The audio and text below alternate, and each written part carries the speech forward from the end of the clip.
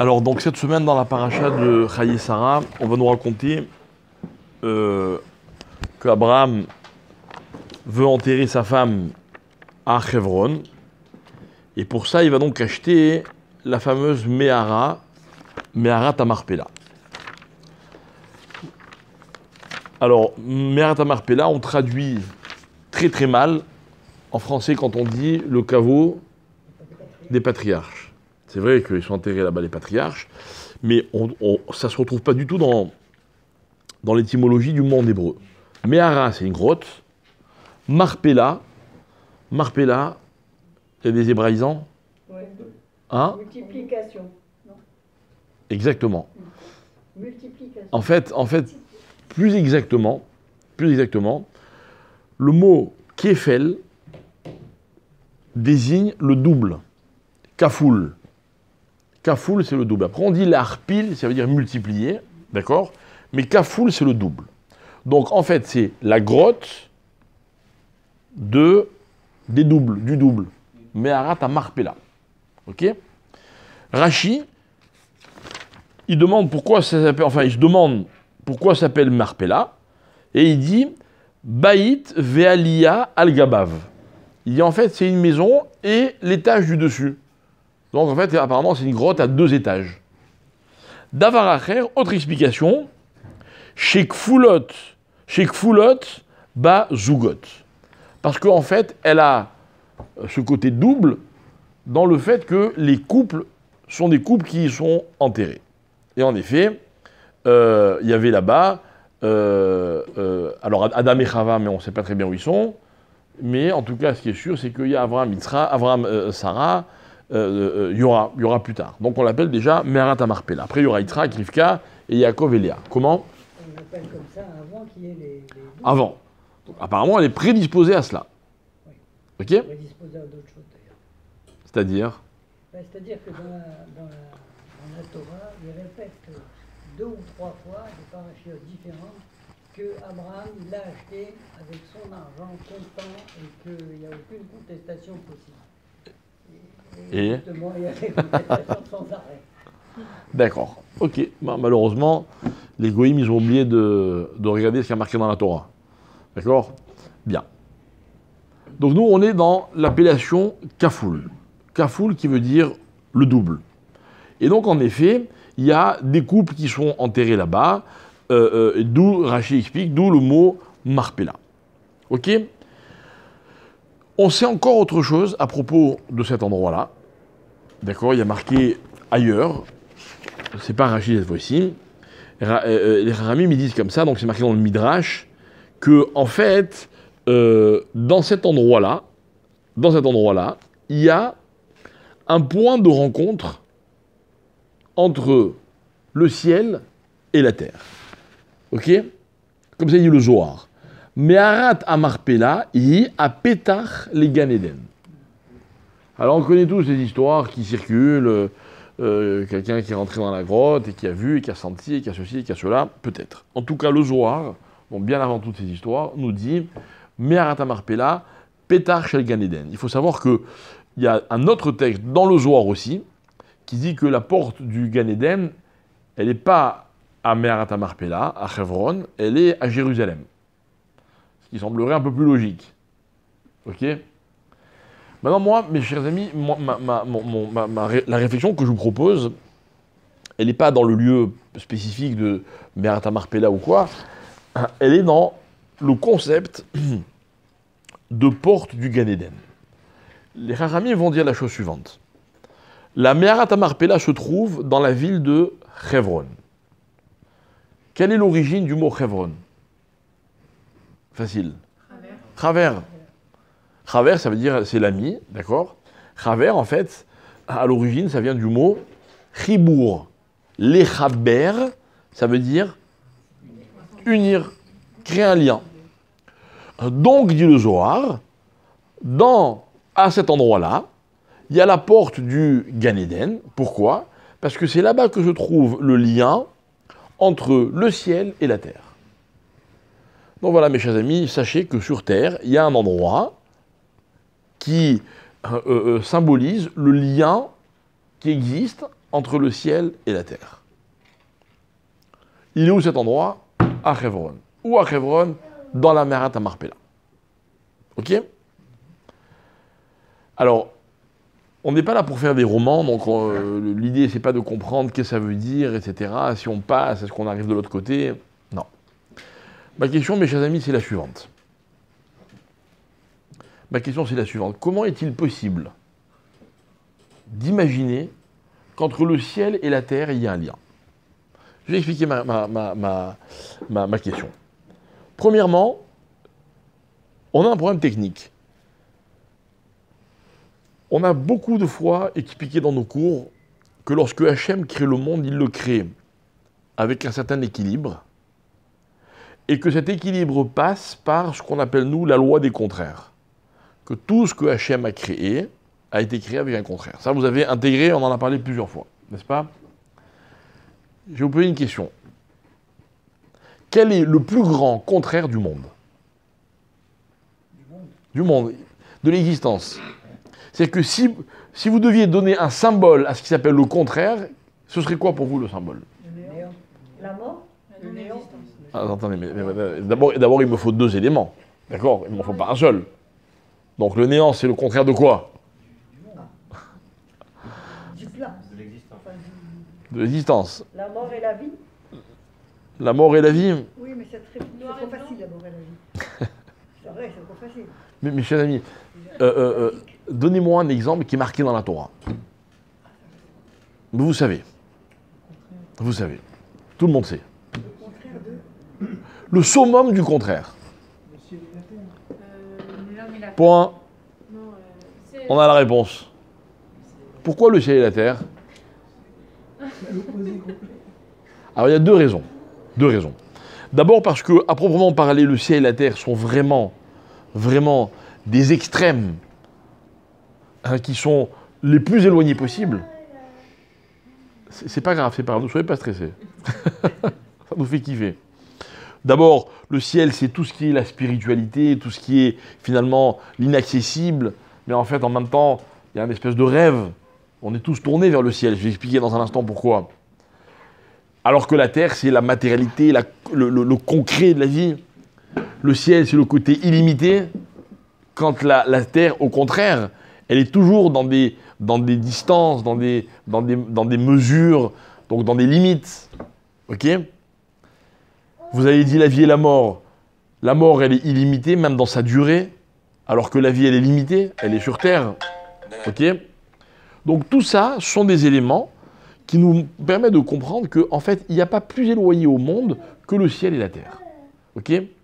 Ce sont les deux notions les plus éloignées l'une de l'autre. Mais, on va un petit peu plus loin. Là, on rentre dans la Torah complètement. Il m'est arrivé également de vous expliquer cette notion. Quand on veut définir un élément selon la Torah, on a envie de définir un concept. D'accord? Où est-ce qu'on va chercher la définition dans la Torah? On en a parlé plusieurs fois. Hein. Dans Bereshit? C'est-à-dire? Dans la Kriyat Haolam? On va chercher. On va chercher la première fois que la Torah mentionne cette notion. Et là, on va se retrouver dans l'origine de la chose.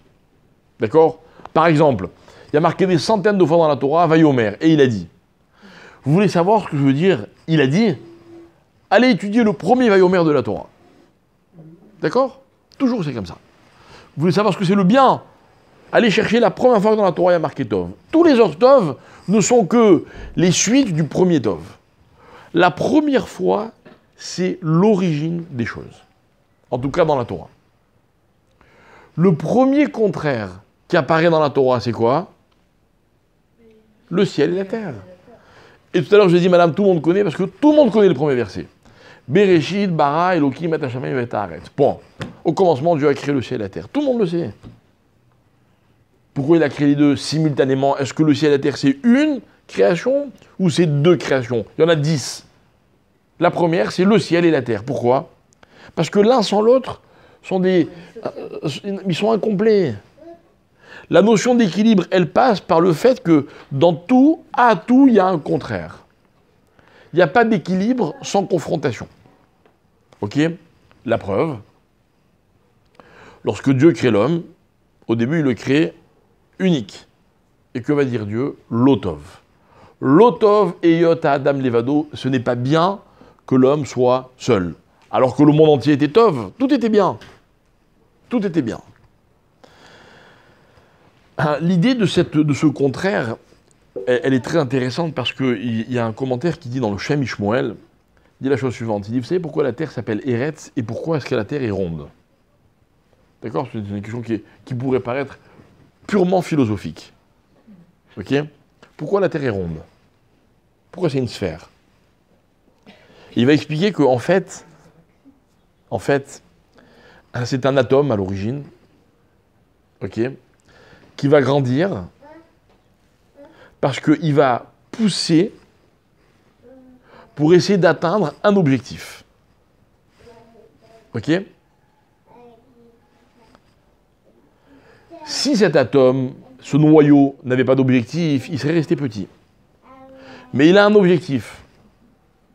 Donc il va grandir pour essayer d'atteindre son objectif. Une sphère, c'est cette molécule ou ce noyau qui pousse avec la même énergie, mais exactement la même énergie, dans tous les sens. Il y a une symétrie parfaite. Ok? Pourquoi il y a cette symétrie parfaite? Parce que toutes les directions, ou plutôt ce noyau, il est entouré de ce qui va être l'objectif de la Terre. Alors écoutez bien, la Terre c'est une boule, c'est une sphère, qui est entourée... De quoi la Terre est entourée? Hein? Du ciel. Du ciel. D'accord? Donc, en fait, elle va pousser, je n'ai pas entendu, j'en ai raté une belle, donc elle va pousser dans tous les sens vers le ciel. La Terre, elle s'appelle Eretz. Vous savez quelle est l'étymologie du mot Eretz? Venez, on décompose le mot Eretz. Imaginez que Eretz soit un verbe. La route. Ce serait je courrai au futur. D'accord? Arout ou Eretz, d'accord? Courir, quel rapport entre courir et la terre? Mais quelle est l'origine du mot courir? Il y a fait. Le mot courir partage sa racine étymologique avec le mot rotse, ratson, volonté. D'ailleurs, quelle différence y a-t-il entre quelqu'un qui marche et quelqu'un qui court? C'est que celui qui court, il veut arriver. La preuve, c'est qu'il se dépêche. Celui qui marche, pas sûr. Ok? Si un jour vous voyez une voiture qui roule très vite sur l'autoroute, c'est que le gars, il est pressé d'arriver là où il veut, là où il va. Il est roté, donc il est rate. Le premier composant de la Terre, c'est le ratson, c'est la volonté. Je pourrais le dire un peu différemment. Je pourrais dire que l'existence même de cette entité qui s'appelle Eretz dépend de la volonté qui l'anime. Si je parlais d'un être vivant, je dirais plus un homme veut, plus il est vivant. Si on devait mesurer l'intensité d'une vie, on la mesurerait par rapport à la volonté de la personne dont on parle. Il y a des gens qui veulent rien. C'est des vies, ça. Ils sont vivants, ceux-là. Il y a des gens qui veulent tout. Ceux-là, ils sont vivants. Il y a des gens qui veulent toujours. Toujours. Vous allez voir un grand rave qui étudie la Torah toute sa vie, chaque instant de sa vie, même à 90 ans, il n'arrête pas de vouloir. Et il veut étudier encore, et encore, et encore, et encore. Il ne s'arrête jamais. Il est rôti. D'accord? Donc en fait, pourquoi il y a la terre et il y a le ciel? Parce que la terre, c'est le problème qui nous concerne, et le ciel, c'est ce à quoi la terre rêve de ressembler. Le ciel sera toujours l'objectif de la terre. Comment on dit le ciel en hébreu? C'est quoi l'étymologie, l'origine du mot Shamaïm? Là-bas, il y a de l'eau. Là-bas, il y a de l'eau. Maïm, c'est, écoutez bien, c'est Sham au pluriel. C'est quoi Sham? C'est quoi là-bas? C'est l'objectif. Le ciel sera toujours les objectifs de la terre. D'accord? Mais alors, il y en a qui ne le savent pas, hein. Il y en a qui croient que non, ce qui compte, c'est ce qu'il y a sur terre, etc. Ils se trompent. Ils se trompent. La notion de spiritualité, elle est une partie intégrante de la vie. Pourquoi? Écoutez bien, ça peut servir au coach. C'est parce que la notion de spiritualité est à l'origine de l'envie de Ratson, de Rotzier. C'est ce qui va définir la terre. La terre s'appelle Eretz parce qu'elle est Rotzier. Et pourquoi elle est Rotzier, ou qu'est-ce qu'elle veut? Elle veut Sham. Elle veut la définition, la destination, l'objectif. Et l'objectif, c'est quoi? C'est le ciel. Voilà pourquoi la terre, elle est un noyau qui n'arrête pas de pousser avec une symétrie parfaite dans toutes les directions. Ok? Donc, ce sont deux contraires. Pourquoi? Parce que nous savons très bien que la terre n'arrêtera jamais de vouloir ressembler au ciel, ou d'atteindre le ciel, mais nous savons avec la même certitude que la terre n'atteindra jamais son objectif. Et c'est là que c'est extraordinaire. C'est qu'elle a un objectif qu'elle n'atteindra jamais, mais elle n'arrêtera jamais de vouloir l'atteindre. Voilà, on a tout dit. On a tout dit, c'est ça l'existence. C'est ça la vie. La vie, c'est pas de ne rien vouloir, et ce n'est pas d'atteindre ce que l'on veut. C'est juste de vouloir l'atteindre. Ok? On est un homme heureux quand on est dans l'attente de quelque chose, pas quand on l'obtient. Pas quand on l'obtient. Dès qu'on l'a obtenu, ça y est, on peut déjà passer à l'étape d'après. Bien. Ok. C'est aussi Maïm, Shamaïm, d'accord? Ah. C'est aussi Maïm. Mais est-ce que vraiment il y a de l'eau qui coule du ciel? Non, la pluie qui tombe du ciel, c'est de l'eau qui s'est évaporée et qui revient sur terre. D'accord? Bref. Revenons à ce que nous disions. On a appris dans le Zohar qu'entre le ciel et la terre, il y a un point de rencontre. Il y a un chibour qui se trouve dans Meharat HaMarpela, à Hebron. Chibour, Hebron, Meharat HaMarpela, Kefel, Kafoul, ça veut dire il y a pas une dualité, mais il y a un double élément, c'est rencontre entre le ciel et terre. Ok? Entre parenthèses, comment un homme peut-il imaginer créer un lien avec le ciel? Vous savez quoi, je vais poser la question un peu différemment. Ok? Vous et moi, on s'est habitués, quand on veut, on parle à Hachem. Quand on veut, on parle à Dieu. Vous trouvez ça normal, vous? Ma question, c'est la suivante. Comment est-il possible qu'un être, si c'en est un, qui est aussi élevé qu'Hachem, peut être à l'écoute des hommes qui ont un niveau qui n'a absolument aucun rapport avec Hachem? Par exemple, si c'est un problème d'importance, je vous poserai une question très simple. Si maintenant, là, tout de suite, vous avez envie de parler au Premier ministre, vous pouvez le faire? Pourquoi? Il est débordé.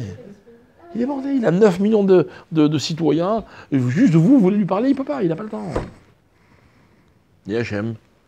Il manque le Premier ministre. Non mais c'est incroyable. Parce que Hachem, on le dérange sans arrêt. Ça nous semble normal de lui parler quand nous on veut. Et en plus, qu'est-ce qu'on lui raconte à Hachem? Voilà. Et pourquoi on lui raconte nos problèmes? Pour qu'il nous envoie des solutions. C'est genre, il n'a que ça à faire, quoi. Je ne sais pas si vous avez remarqué, mais quand vous soumettez un problème à Hachem le matin, et qu'à l'heure de Mincha, il n'est pas résolu, qu'est-ce que vous faites? Vous vous dites alors? Et si à l'heure d'Arvision, il n'est pas encore résolu, et alors? Genre, il n'a que ça à faire, quoi. Alors, comment imaginez l'homme le plus intelligent du monde, d'accord? S'adresser à un petit enfant qui n'a aucune connaissance, qui ne comprend rien. C'est ridicule. Ben là, c'est la même chose. Là, on a des hommes qui sont à un niveau terre, qui vont s'adresser à Hachem. Et ça nous paraît normal, on s'est habitué. On s'est habitué. Ça n'a rien de normal, mes chers amis. Il faudrait qu'on soit conscient à chaque fois qu'on parle à Hachem de l'immensité du privilège. L'immensité du privilège. Quand vous priez, vous sentez que c'est un privilège? Il faut sentir que c'est un privilège. Il faut sentir que Hachem me fait l'immense honneur de m'écouter quand je lui parle. Ça ne veut pas dire qu'il va me faire tout ce que je veux, tout ce que je demande. Mais il m'écoute, c'est déjà énorme. C'est un immense privilège. Et là, le Zohar, il me dit tout simplement, mais tu sais, le ciel et la terre, eh ben, il y a un endroit où il y a un chibour. C'est quoi ce chibour? Comment peut-il y avoir un lien entre ces deux dimensions qui sont tellement éloignées l'une de l'autre? Alors c'est ce que nous allons essayer d'expliquer.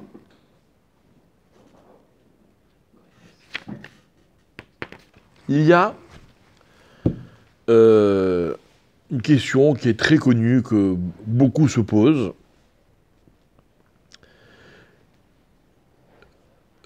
Parce que dans les Téhilim, dans les psaumes, il y a deux versets qui se contredisent frontalement. Ok? Le premier verset se trouve... Alors, le premier, on va dire, pas dans l'ordre, mais le premier verset qui nous intéresse, il se trouve dans le psaume, merci beaucoup, dans le psaume 115, Kouf Tet Vav, d'accord? Verset 17, il est écrit la chose suivante, je vous le lis en hébreu.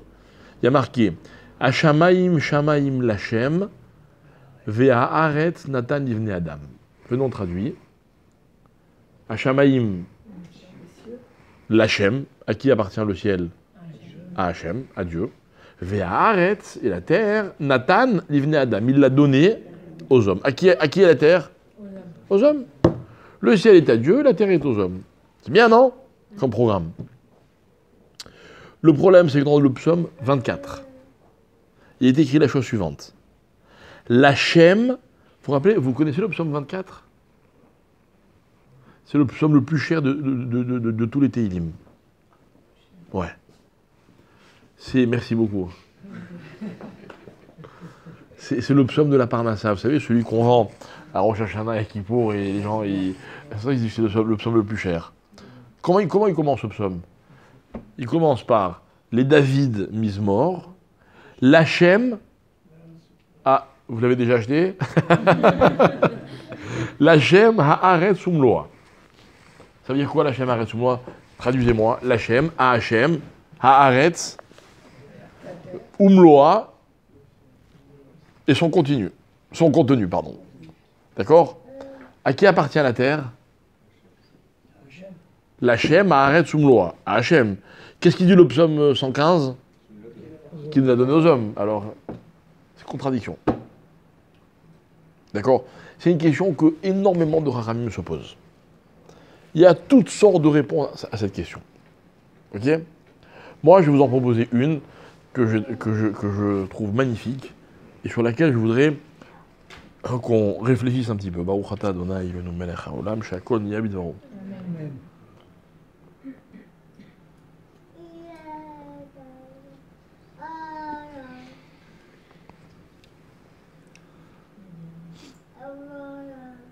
Le texte dit la chose suivante.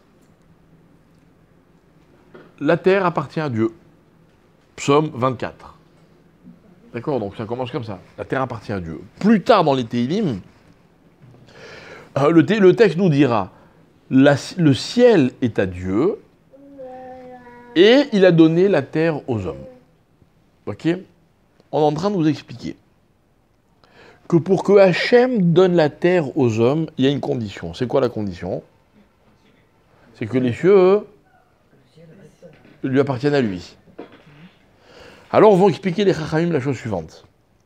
Lorsque les hommes affirment, mais pas seulement dans les paroles, dans les actes aussi, que le ciel appartient bien à Dieu, alors Hachem donne la terre aux hommes. Ok? Mais si les hommes ne jouent pas leur rôle comme si il n'acceptait pas que le ciel appartienne à Dieu. Alors Dieu, eh ben, il garde la terre pour lui. D'accord? Pour l'instant, c'est simple, c'est mathématique, on ne fait pas de sentiments, on explique les notions. Moi, je bois un verre d'eau. Qu'est-ce que je fais? Une bracha. C'est quoi la bracha? Tout vient de Dieu. Tout vient du ciel. Maintenant, je peux boire le verre d'eau. Ok? On apprend de là une leçon extraordinaire. Ou plutôt deux leçons, ou même peut-être plus que deux leçons. On apprend premièrement que dans la vie, pour recevoir de la part d'autrui, il faut d'abord lui donner. Ok? Principe du Rav Dessler notamment, exactement. Maintenant, qu'est-ce que je dois donner à l'autre pour moi recevoir de sa part? Si je vous donne 100 € et que vous me rendez 100 €, c'est un jeu, on n'a rien gagné, ça sert à rien. Donc quand on parle de l'un qui donne, le premier qui donne pour que le deuxième lui rende, on parle évidemment de deux choses différentes. Moi, vous me donnez une chose, ce dont j'ai besoin, et bien moi je vous donne autre chose, ce dont vous avez besoin. Ok? On nous parle du ciel et de la terre. Pour moi, le ciel et la terre, la première chose que je sais du ciel et de la terre, c'est que ce sont deux endroits différents. On est comme dans deux zones géographiques. N'est-ce pas? Donc je suis en train d'expliquer que, enfin pas moi, le verset dans Téhilim, que la place de Dieu, elle est où? Dans le ciel. La place des hommes, elle est sur terre. Ah, il y a une contradiction. Réponse. Si les hommes donnent à Hachem sa place, c'est-à-dire le ciel, alors Dieu donne leur place, c'est-à-dire la terre. Et donc je comprends de cela, mes chers amis, une chose qui est hyper importante. Pour avoir sa place dans la vie, vous savez ce qu'il faut faire? Il faut donner aux autres la place qui est la leur. Et vous savez d'où viennent les conflits? Les conflits viennent de ce que chacun veut prendre sa place. Et le problème, c'est que quand chacun veut prendre sa place, la plupart du temps, ce qui se passe, c'est que tout le monde veut la même. Donc il y a conflit. Mais si moi, je donne à l'autre sa place, il n'y a pas de conflit. Donc lui, il va me donner ma place. Et là, on va se rendre compte que finalement, la place qu'on a dans la vie, ce n'est pas celle que l'on prend, c'est celle que l'on nous donne. Et la place qu'ont les autres dans ma vie ne sont pas celles qu'ils ont prises, mais celles que j'ai bien voulu leur donner.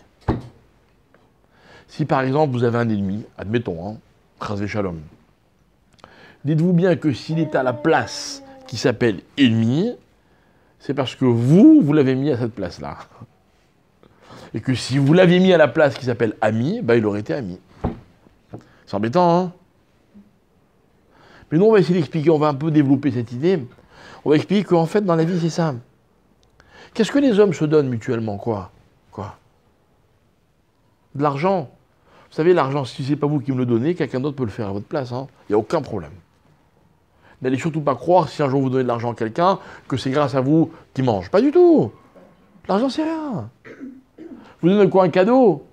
Il aurait pu se débrouiller, je l'achetais tout seul. Qu'est-ce qu'on peut donner aux autres que personne d'autre ne peut donner? Et que surtout, eux, ne peuvent pas se procurer si c'est pas moi qui eux leur donne? La place. La place. Franchement, vous imaginez venir à Tel Aviv et donner un cours si vous n'êtes pas là, vous, pour m'écouter? C'est impossible, ça rime à rien. Vous êtes là, vous me rendez un service incroyable, vous me faites un kavod magnifique, vous me dites, allez, parle, on t'écoute. Vous m'avez donné une place. Mais sinon, même si j'ai des choses extraordinaires à vous dire, admettons, mais si vous ne me donnez pas la place de celui qui parle, ça vaut rien ce que j'ai à dire. Vous avez compris? Vous avez compris que chaque fois que vous donnez la parole à quelqu'un, vous lui offrez une place qu'il n'aurait pas pu avoir sans vous? quoi, vous? Ah, la chance de pouvoir écouter. Des choses intéressantes, parce que écoutez, il y a plein de gens qui proposent d'écouter. C'est pas évident d'écouter. C'est très difficile. C'est clair. Mais en même temps, sans moi, vous ne pouvez pas écouter. S'il n'y a pas quelqu'un qui vous parle. Bon, bref, alors, on n'est pas là pour se lancer des fleurs. Ok? Mais ce que je veux expliquer, c'est que dans toute relation, le fondement d'une relation, il est, la place que chacun donne à l'autre. Ok?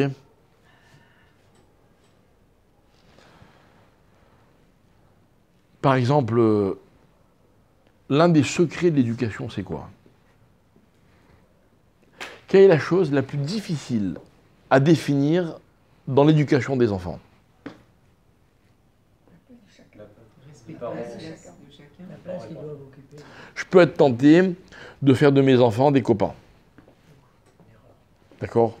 Je peux être tenté, si je suis un peu vieux jeu, qu'entre eux et moi, il n'y ait pas de dialogue, c'est moi qui parle, c'est comme ça et pas autrement. Ok?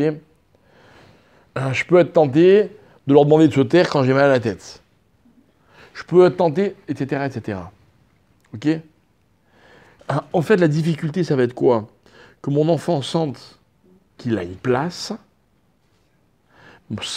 sachant que cette place, c'est moi qui la lui donne, en tant que parent, mais je dois réfléchir en permanence. Est-ce que la place que mes enfants occupent est la place qui est la leur, qui leur revient? Et vous avez des familles où les enfants occupent la place des parents, les parents occupent la place des enfants, ou des femmes de ménage, je ne sais pas quoi. C'est pas ça une relation. Parlons du couple. Ah. Moi, je ne suis pas étonné. Je suis pas étonné que dans la société actuelle, l'une des plus grandes luttes menées par le plus grand nombre d'individus sur Terre soit qu'on accorde telle place à telle personne. Genre l'égalité, par exemple, des sexes entre l'homme et la femme. Pourquoi? Pourquoi? Parce que c'est vrai que dans les sociétés, la femme, on ne lui a jamais donné de place. Il y a un seul système où la femme a toujours une place, c'est la Torah. Comment s'appelle la paracha de cette semaine? Chayé, Sarah. Sarah.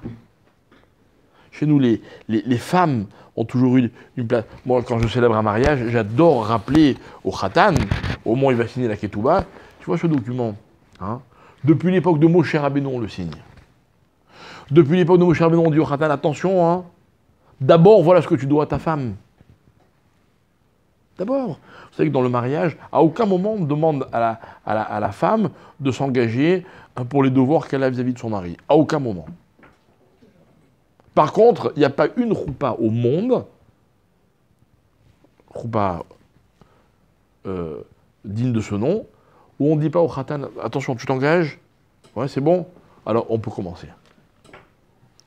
On a toujours pensé à donner sa place aux autres. Vous allez me dire, des fois c'est un peu condescendant de dire, tiens, je te donne ta place. Et je vais vous expliquer les dessous du décor. Ok? Cette paracha, elle commence avec Mère Atamarpela, ce qu'on a expliqué, l'enterrement de Sarah Imeno. Elle continue avec l'histoire du mariage de Yitzhak. Vous savez que c'est la paracha des Shidduchim. Vous savez ça? Vous savez ce que c'est un Shidduch? Ouais. C'est la paracha des Shidduchim. Eliezer, il va chercher une femme pour Yitzhak. Il est en chemin, il est hyper angoissé. Il dit, comment je vais trouver une femme, moi, Yitzhak?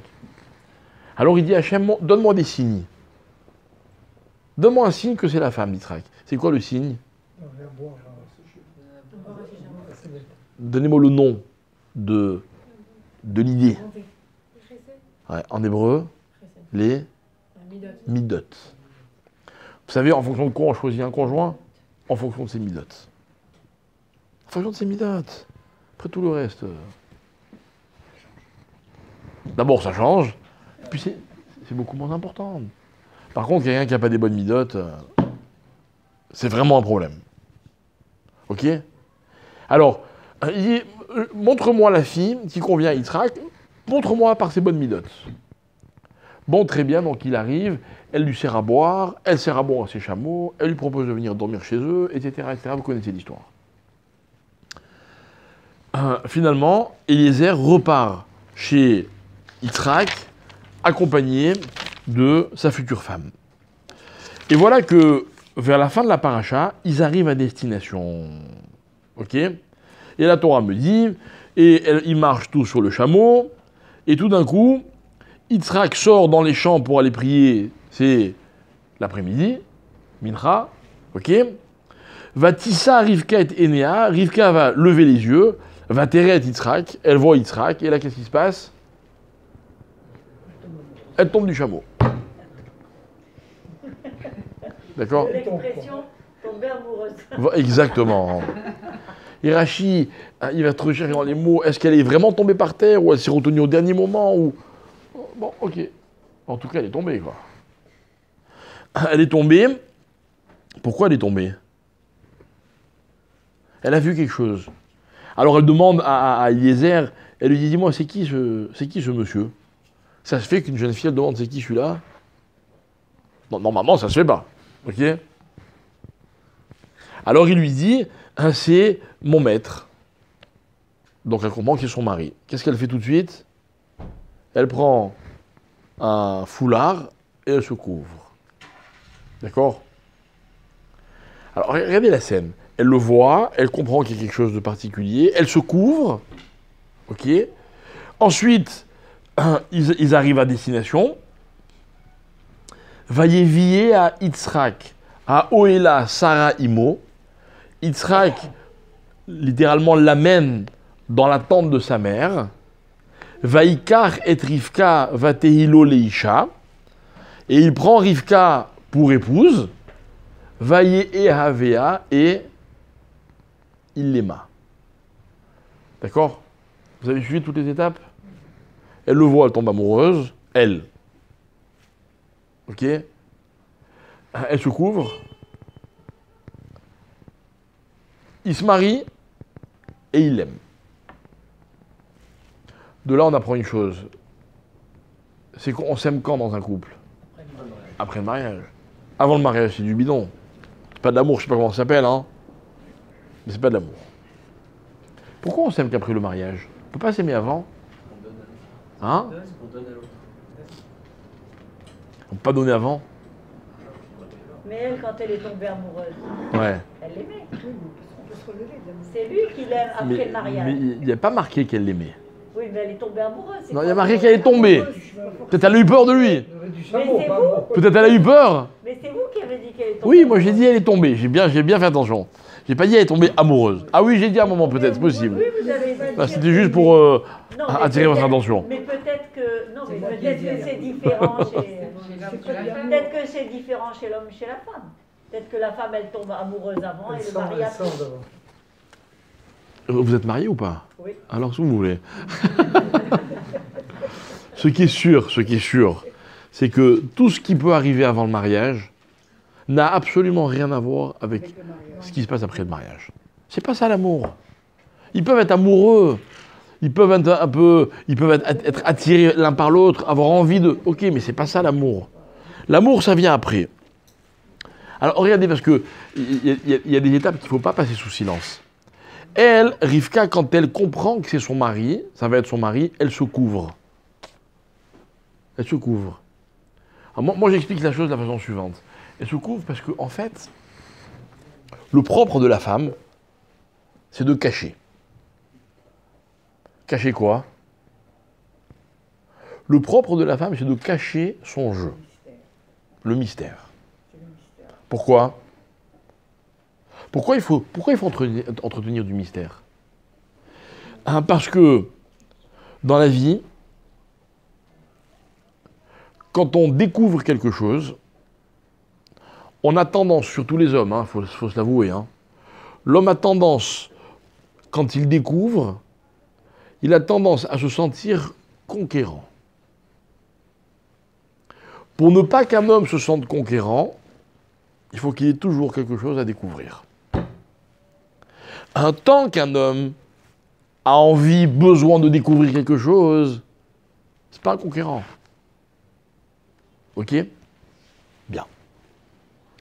C'est ce qui me fait dire moi très souvent, et ce que j'ai toujours vu chez nos grands-parents, etc., c'est que dans la vie, la différence qu'il y a entre l'homme et la femme, c'est que l'homme, il ne sait pas cacher son jeu. Il ne sait pas cacher son jeu. L'homme, il a une nature beaucoup plus franche, beaucoup plus directe, avec ses inconvénients et ses avantages.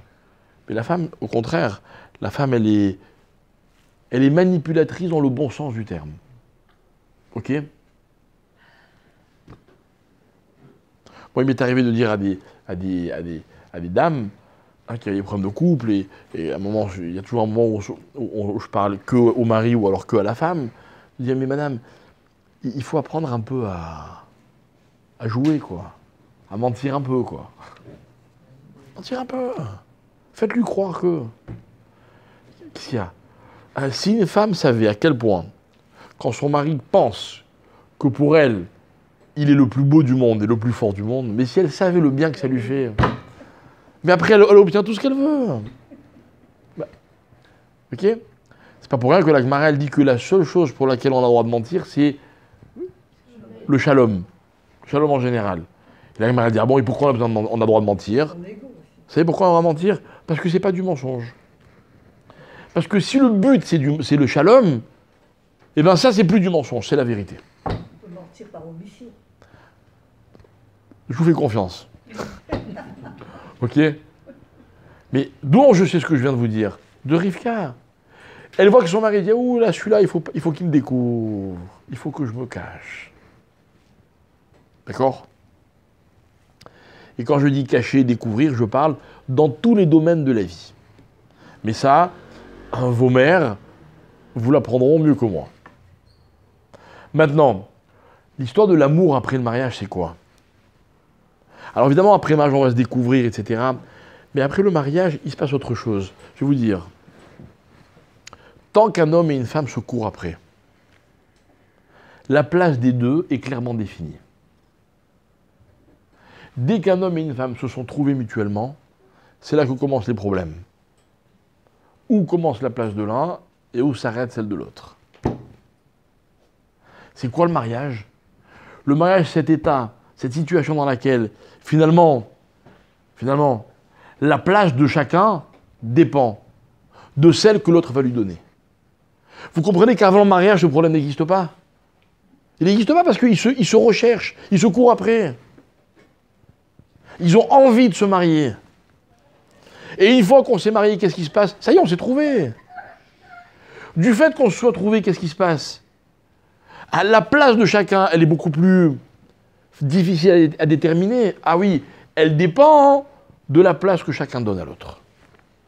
Je vous ai raconté déjà plusieurs fois cette histoire qu'un jour un ami m'a raconté. Enfin, un ami, quand j'ai un ami, c'était plutôt un ami à mon père. On n'avait pas eu tout le même âge. Mais un jour, on parlait de couple, il m'a donné des conseils, je venais de me marier. Et il me raconte que ça se passe au Maroc, à Meknès. Je ne sais pas si vous connaissez Meknès. Ouais. Vous connaissez? Il n'y a plus. Mais quelle place avaient les femmes à Meknès? À votre grimace, je sens que le problème, la question mérite d'être posée. Alors, il me raconte qu'un jour, il demande à son père de lui prêter sa voiture. Donc l'histoire, elle a quoi? Elle a 60 ans, peut-être. Ok, plus, ils habitent à Meknès, son père a une voiture, c'était très rare déjà.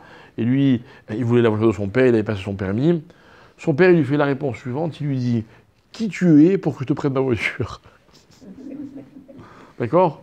T'es qui toi pour que je te prenne ma voiture? Bon, il me dit que mon père n'en discutait pas, il a dit non, c'est non. Un petit moment après, sa mère vient lui demander, on est vendredi, en fait il voulait la voiture dimanche, c'était vendredi. Vendredi, donc sa mère vient le voir et lui dit « Est-ce que tu peux descendre au marché, m'acheter, il me manque des tomates.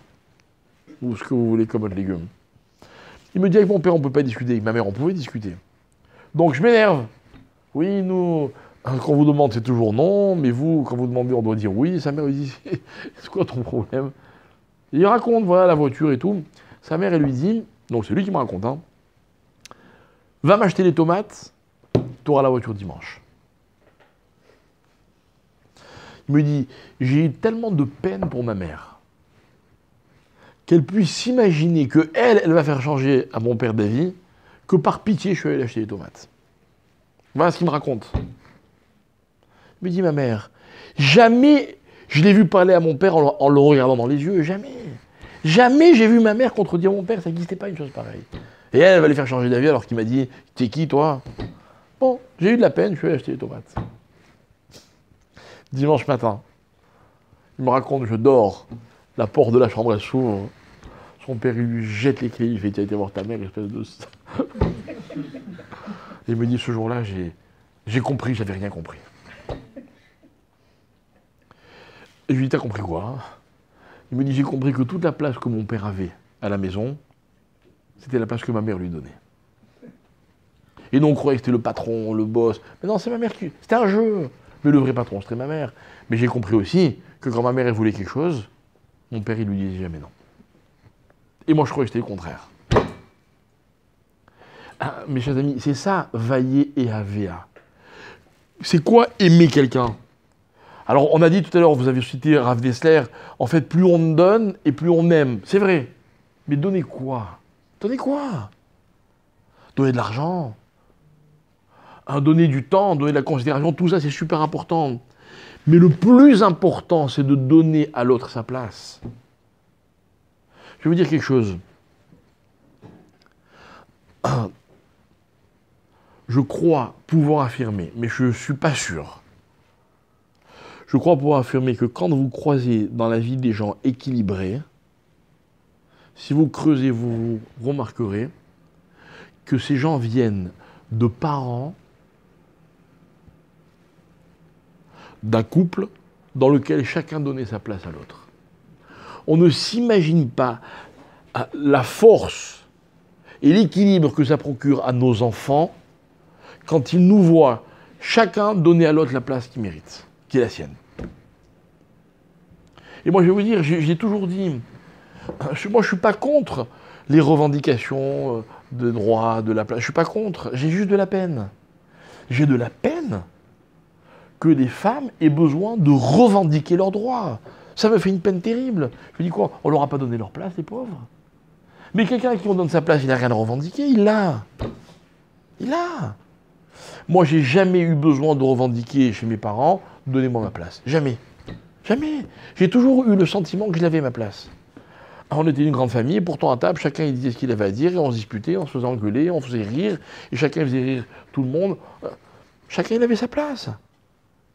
Et on allait dans les mêmes écoles, on suivait les mêmes voies, on se sentait chacun différents les uns des autres. Mais ça, c'était le génie de nos parents. Mais moi, entre mes parents, entre mes grands-pères et mes grands-mères, j'ai jamais senti cette souffrance de donne-moi mes droits, c'est ma place. Jamais. Jamais. Moi, chez mes 4 grands-parents, il y en avait un qui travaillait, ok, et l'autre qui avait autant sa place que celui qui travaillait. Autant sa place. Moi, mes grands-mères, Dieu bénisse, elles avaient une assurance, un aplomb, une présence. Elles n'ont jamais travaillé. Elles n'avaient pas besoin de ça. Alors, je reconnais que les hommes ne sont plus ce qu'ils étaient. Ouais. Et les femmes non plus. On est en galère, hein. Bon, au moins, on a mis le doigt sur le problème. Parce que les femmes le sont.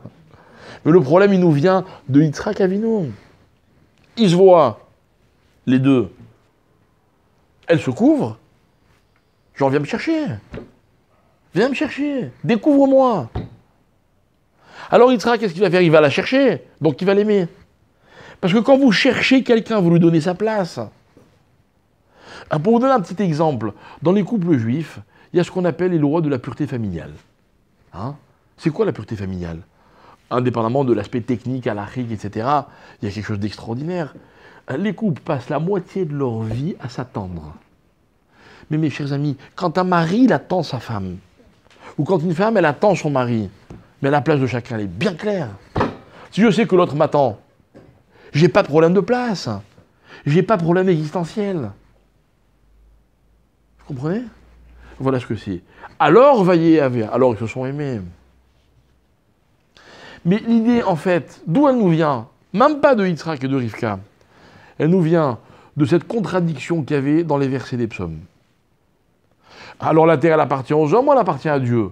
Mais la réponse, elle est claire. Si le ciel appartient à Dieu, ben évidemment qu'il appartient à Dieu. Non. Si les hommes donnent à Dieu la place qui est la sienne, alors Dieu donnera aux hommes la place qui est la leur. C'est tellement clair. Ah, et comment était-il possible que le ciel et la terre, qui sont aux antipodes l'un de l'autre, puissent se rencontrer? Il y a un ribour entre les deux, Chevron. Comment c'est possible? Ben, c'est très simple. Quand chacun donne à l'autre sa place, forcément on finit par se rencontrer. Ou plutôt, je devrais dire, c'est ça se rencontrer. C'est ça. Donc le ciel et la terre, c'est quoi? Le ciel, c'est ce que les hommes veulent donner à Dieu, et la terre, c'est ce que Dieu veut donner aux hommes. Mais quand les hommes, ce qui compte pour eux, c'est de prendre la terre, ok, ben Dieu, il n'a plus besoin de leur donner, donc débrouillez-vous tout seul. Donc chacun est dans son camp, retranché, chacun revendique quelque chose, personne n'est sûr de la place qui est la sienne, tout le monde est mal à l'aise, ok? Et puis on est dans une société dans laquelle ceux qui font le plus fortune seront ou les psys ou les coachs. Parce que tout le monde manque d'assurance. Parce que personne n'a sa place. Donc en fait, c'est tellement simple. Pour résoudre le problème, qu'est-ce qu'il faut? Il faut qu'en permanence, je me pose une question. Est-ce que tous les gens que je fréquente, est-ce que tous les gens avec lesquels j'ai un rapport, je leur ai donné leur place? Vous savez, je suis rabbin, je dirige une synagogue à Jérusalem, et quand j'ai ouvert la synagogue, je suis allé voir mon père, et je lui ai dit, voilà papa, si tu devais me donner une directive, il m'en a donné 50, hein, et encore, je trouve qu'il m'en a pas donné assez. Je lui ai dit, mais si tu devais m'en donner qu'une seule, ce serait laquelle? C'est genre, c'est quoi la priorité des priorités des priorités? Il m'a dit, la priorité dans une synagogue, c'est très simple. Il faut que chaque personne qui rentre soit accueillie. Maintenant, vous comprenez que accueillir, ça ne veut pas dire que je vais m'installer devant la porte et au lieu de prier, je vais... Non. Non, surtout en tant que rabbin, vous devez diriger tout de A à Z. D'accord? Mais il faut que, dans une synagogue, voilà, le souci soit que chacun trouve qu'ici, il est à sa place. Vous comprenez? Une fois, il m'est arrivé de dire à quelqu'un qui doit réfléchir si c'est à sa place ici. Une seule fois. Enfin, je l'ai dit à 2 personnes. C'est quand il y en a un qui n'a pas voulu mettre le masque et que l'autre lui a fait honte en public parce qu'il ne mettait pas le masque. J'ai dit à celui qui n'a pas mis le masque,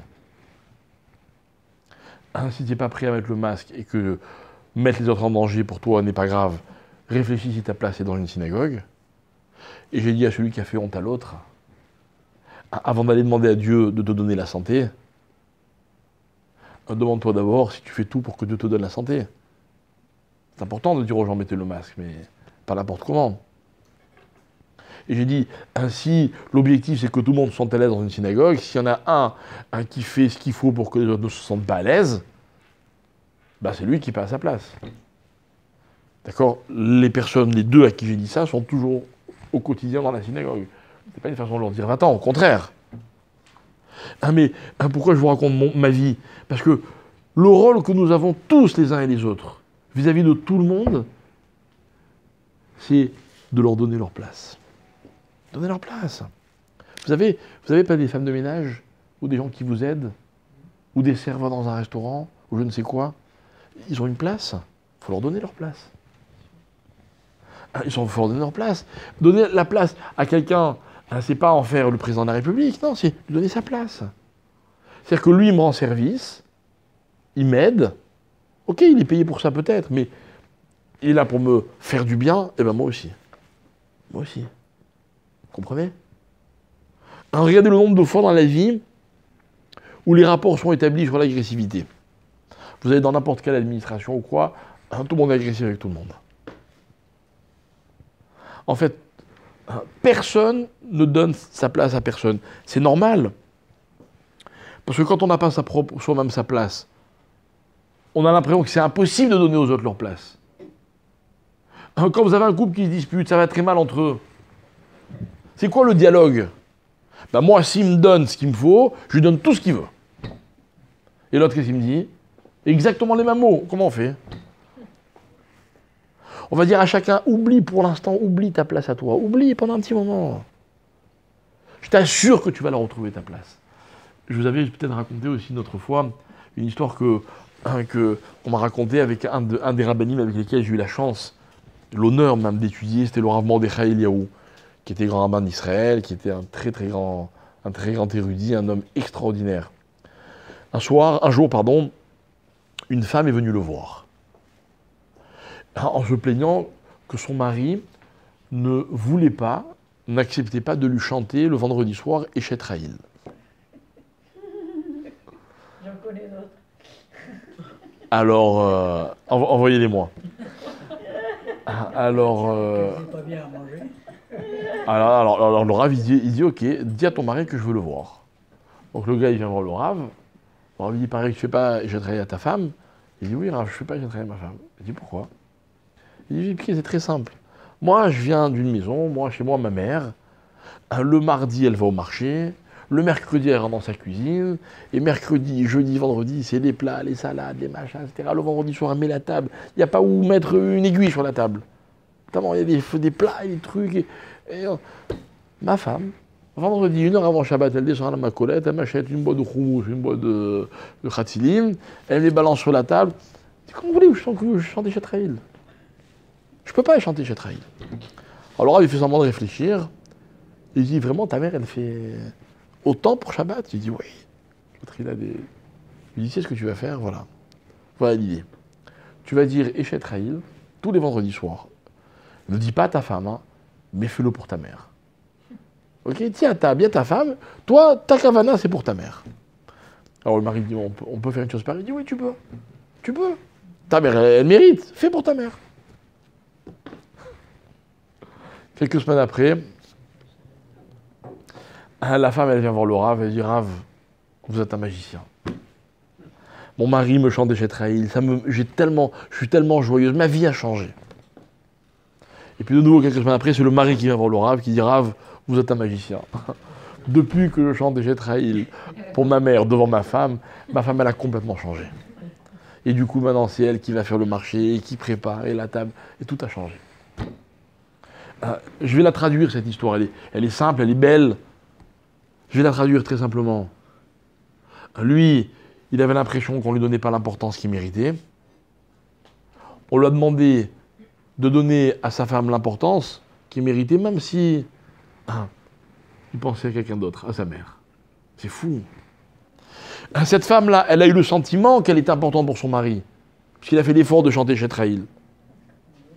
Tout a changé. C'est ce que j'appelle la manipulation impositive. Noble. Noble. Pourquoi vous croyez que nous, les rabbins, on n'est pas des manipulateurs?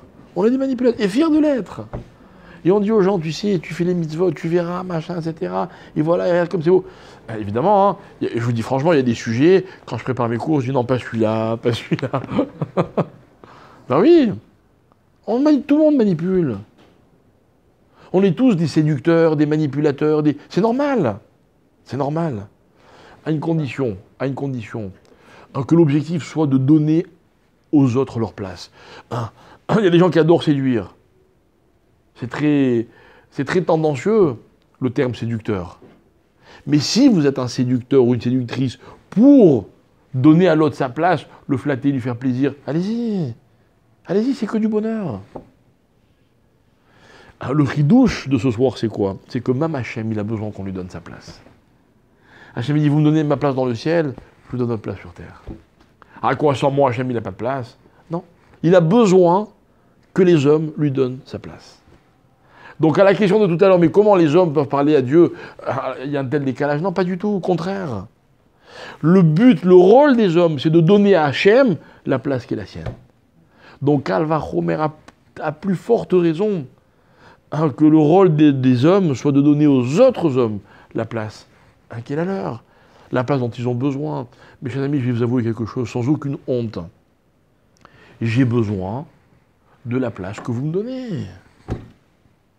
Je ne dis pas ça parce que c'est moi ce soir qui parle et vous qui écoutez, non. Je vous dis ça, quand je vous parle à vous, je parle à vous, à mes amis, à mes enfants, à ma femme, à mes parents, à tout le monde, à la société en général. J'ai besoin de la place que les autres me donnent. Et vous aussi. Donc si chacun pense à donner aux autres la place qui est la sienne, alors la place qui est la sienne, on sera tous des gens heureux. Voilà.